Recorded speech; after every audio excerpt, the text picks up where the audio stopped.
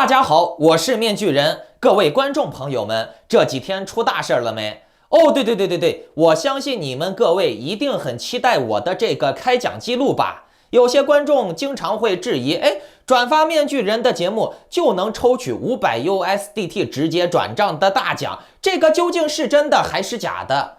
是真是假？那面具人今天已经到了开奖日了吗？我今天就给大家放送参加咱们转发面具人节目抽取500USDT 直接转账大奖的幸运的获奖的大陆观众啊。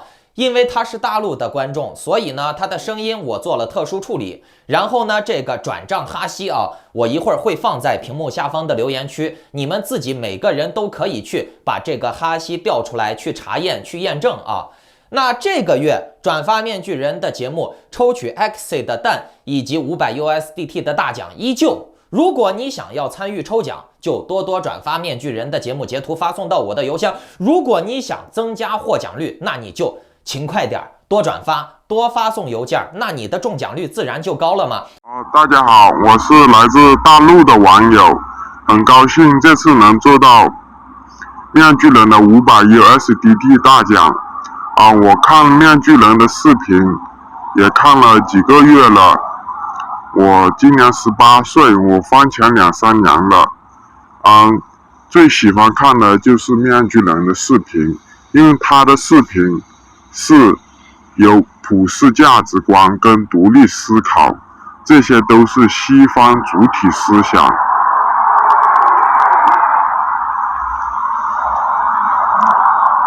这才是看面具人获得最大的财富，因为这些财富是为人处事、安身立命之本。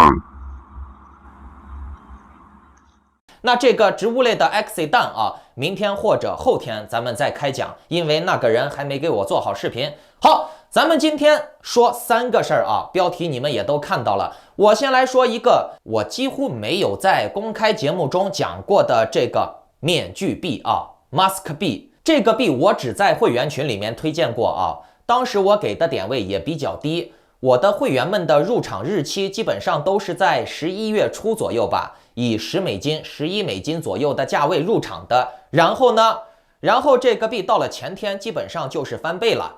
Mask 币从10美金涨到了18美金，快到19美金了啊！那这个利润也还算是相当可以的了吧？面具人最近的战绩也还算是辉煌的吧？当然了，我也不是神啊，不可能100%正确的。如果说谁告诉你啊，他是100%正确的，他一定不是神，他是骗子啊！大家都知道作弊，你能达到60%的正确率，你都是赚钱的，对不对？更何况面具人的准确率是比60%还要高很多的。新观众们可能不了解我啊，没事儿，你们可以去打开 K 线图，翻阅一下我的往期节目，看看我讲过的币，对一对当时的日期和 K 线的走势的价位。你们就知道面具人我有多牛逼了。平头哥 AXS， 算了，这些老黄历我就不说了。今天我直接给大家带来干货，给大家上一课啊！大家要记住了，在币圈永远不要相信第一眼感觉，你们要记住，眼见不一定为实。这市场营销什么的，一个币的推广话术什么的，推广策略、包装策略什么的，都是有套路的。比如币圈推广最常用的就是幸存者偏差，比如你们看，转发点赞几万个，播放量几十万几百万，让这些散户们一看，第一眼就看到，几万个人转发，几十万几百万的播放量，看起来好牛逼呀。而实际上呢，这个币它的关注度可能也就只有几百几千人看，刚好呢你就是那几百人其中之一，这刷出来的几十万的播放、转发、点赞，就是为了套你上钩而已，懂了吧？实际上刷个播放量、刷点赞、转发、留言才能花几个钱嘛，对不对？但是呢，你一投资可就是几万甚至几十万、几百万的往里面砸钱，对吧？远远超出了他的那个广告费了，对不对？实际上呀，好项目是不需要过度打广告的。好项目是不需要刷什么流量、刷什么点赞做一个假壳子给你看的。你们记住了，越是营销做得过度的项目，它的项目质量也就越不行，而且后续的质量就会更不行。为啥？因为他都把钱用在了坑蒙拐骗、打广告、包装自己上了，而实际上呢，实事儿一件没做。就像美国的那个什么投资女王一样，包装了几年了，给自己包装出来几个亿啊，然后嘞，他说的那个什么美容项目进度为0，根本就没做。所以呢，你们要记住了，眼见不一定为实。你看面具人我几乎都不打广告，而且呢，我的这个面具币更不打广告。你们见我啥时候在节目上说过面具币？啥时候说过 Mask 币？对不对？但是嘞，我不给他打广告，这个 Mask 币不也是暴涨吗？对不对？这就是实力。酒香不怕窖子深。好东西永远都是好东西，是金子到哪儿都会发光。好，来说今天的第二个事儿啊。对了，各位别忘记点赞、订阅、打开小铃铛，不然呢你会后悔的。为啥？因为你不打开小铃铛，就不能及时的收到我的项目。你不能及时的收到我的项目，那你就不能根据当下的政治局势、经济情况做出最优的选择，以至于自己错失改善的良机。所以说呢，一定要及时的收看面具人的节目。我的节目有多神奇啊？你们可以去翻阅一下往期节目啊。所以没打开小铃铛的、没跟上节目的、没站稳先机的观众啊，可别怪我啊。来给大家说一个关于以太坊的，算是好消息吧。根据欧科云链链上大师的数据显示，当前以太坊销毁量为 85.43 万个以太坊，销毁速率为 6.07 个以太坊1分钟。昨日以太坊的销毁量为 14,890.19 个以太坊，销毁量环比上升 9.1%。也就是说销毁量增加了，那代表这个东西的使用率高、复用率高啊。以太坊的供应量较前日也减少了 1403.88 个。这个消息听起来呢，消息是好消息，但是呢，这个消息是欧易放出来的。那么这个消息是不是好消息，我就得打个折扣蛋疼一下了。这个事情，这个现象我怎么看呢？我觉得吧，和以太坊强关联的项目，大家可以尝试性的玩一下，尝试性的建仓啊，不要梭哈。但是呀，反过来去想一下逆向思维一下，欧易放这个消息也是有诱多的嫌疑的。所以呢，各位这几天投资尤其是跟以太坊相关的强关联的项目还是要谨慎为妙，可以稍微往上冲一冲但是一定要掌握节奏，要分层往上走。OK， 我们再来说最后一件，也是最恐怖的事情也是我最担心的事情。我最担心的事情还是发生了。看图，标题是上海网红菜市场迎来支付新潮流，更多数字人民币应用场景待解锁。继知名品牌 Prada 联合上海菜场引领了一股跨界时尚之后，时髦的上海菜场也再次迎来支付新潮流。据界面新闻记者了解，近期汇付天下、银联商务两家第三方支付平台不约而同的在上海菜场、上海老字号商店、标志性景点等多地布设数字人民币支付界面。各位观众听到了吧？这个数字人民币已经进了餐饮和菜市场之类的民生领域了。那我告诉你这个现象就象征了数字人民币正式的粮票化了。为啥？听起来很恐怖是不是？别急，你们听完今天的节目就能明白啦。我们先来观察一下我党的文宣措辞经常关注面具人的节目的老观众应该都知道，共产党对笔杆子的运用可谓是出神入化，非常的巧妙。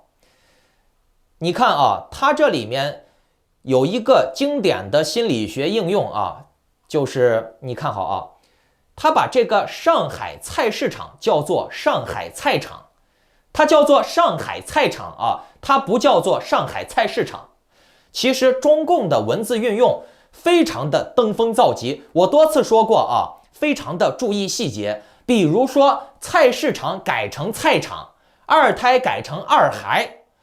面具人，我告诉你们啊，你别看只改了一个字儿啊，其实共产党把这些措辞啊越是改，越是证明中共的政策越不好。从心理学上来说，最直接能够刺激人们的负面记忆的或者伤痛记忆的就是词语。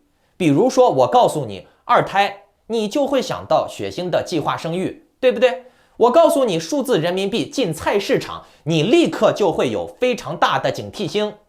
但是我把二胎改作叫为二孩，或者是把菜市场改作为菜场，虽然说只是一字之差，但是这会在人们的心理投射上多一道思维转换的程序。人们就会想，菜场是啥？哦，对，菜市场。可能它就会有一个新的这个条件反射。在这个转换的过程中啊，有些人能转过来，能套用到旧的心理情绪上，有些人呢就转换不过来，是直接的适应这个新词，那么他就会有完全不一样的心理应激。听懂了没？一旦是有了这种思维转换的程序，那这种新词虽然说是一个意思，或者是意思类似啊，但是它对你造成的直接冲击就会小很多。你一听到这个生僻词汇，就不会很直观的去想二孩是啥嘛？你不会是有那种直接听到二胎的那种冲击性。听懂了没啊？一听到生僻词汇，你不会有直接的非常巨大的那种刺激你的负面心理的状态，懂了吧？你别看习近平没文化，但是人家的书单可不是白背的。面具人，我认为关于这种造词的应用，其实单独的弄成一门心理科学都不为过。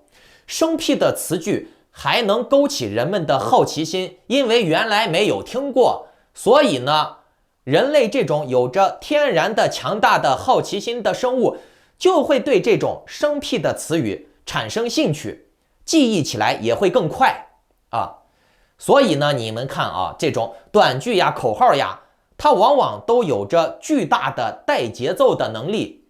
所以你们观察一下这几年我党发明生僻词汇的频率和量也是越来越多速度也在加快。为啥？因为统治需要，因为这些生僻词它往往可以表达同样的意思，但是呢，更容易被人们记忆、传送和接受。OK， 说到这儿了你们记住了，生僻词不一定是好事儿。越是听到某些具有目的性的生僻词你越是要警惕。好，这是语言的力量，语言对心理的刺激说完了这个，我们再来说一下消费权。数字人民币和人民币是完全不一样的。人民币能够让你有一定的消费权，而数字人民币则是完全掌控你的消费权。为啥？来，你听我讲人民币尤其是现金，它是很难限制的。你要是说哪块不能用人民币买什么东西你必须得针对所有人，因为人民币人人都有，尤其是现金，对不对？别说是中国人有了，海外人也有。所以呢，你说你不让他拿人民币买，除非你把人民币废了，除非你整体淘汰旧币发新币。但是这又是一个非常麻烦的事儿，工作量巨大的事儿，而且你还要征得国际上持有你人民币别的国家的同意，对不对？但是数字人民币可不用管你那么多想弄你就弄你，对不对？数字人民币可以通过软件设置，设置好了哪种人能解锁什么消费权限，给你发的工资其中有多少的配额只能是用于买粮油，只能是用于交话费坐车，这些都是可以设定的，只要党需要就可以激活这种手续。数字人民币和人民币是完全不一样的，人民币是属于实物很难篡改，而这个存在党的电脑里面的这些数字人民币数据当想怎么改，想怎么印，想怎么限制，不就是按键盘的事情吗？对不对？听懂了没？这是完全不一样的两个东西。别听我党给你宣传说什么数字人民币和人民币是一模一样的东西。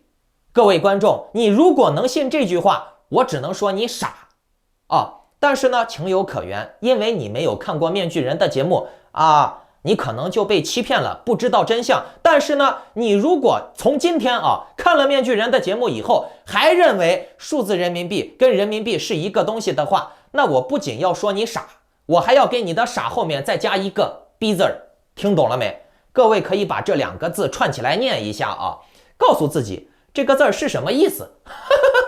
只要党需要他把这个数字人民币可以用来收税呀、收电费呀或者涨电费呀，完全不用经过你的同意，而且想扣你的钱就扣你的钱，只要党需要就可以激活这种各种各样的程序和功能。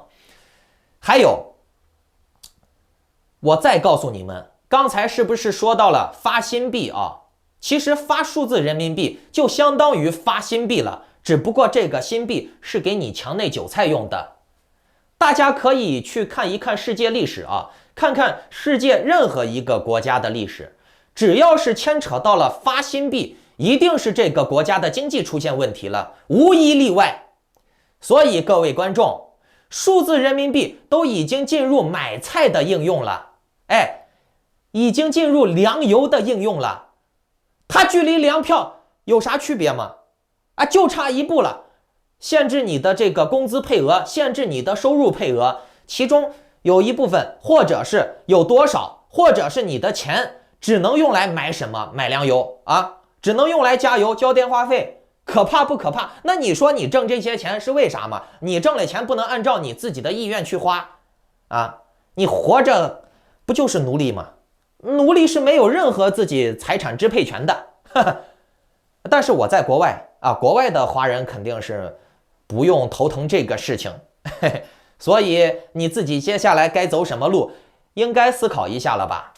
或者是你现在口袋里面的钱，接下来会面临什么样的下场，你应该能明白了吧？该好好考虑一下自己的经济前途了。再来说一下币吧，最近妖风阵阵我来给大家做一波技术流分析吧。看图，比特币插针到了$64,000，然后呢就一直波动横盘，没有什么大的涨跌幅。那根据这种情况面具人我画出来了一个面具 K 线根据我的面具 K 线来看，我看多，不知道各位你们怎么看？看多的请留言打1，看空的请留言打2。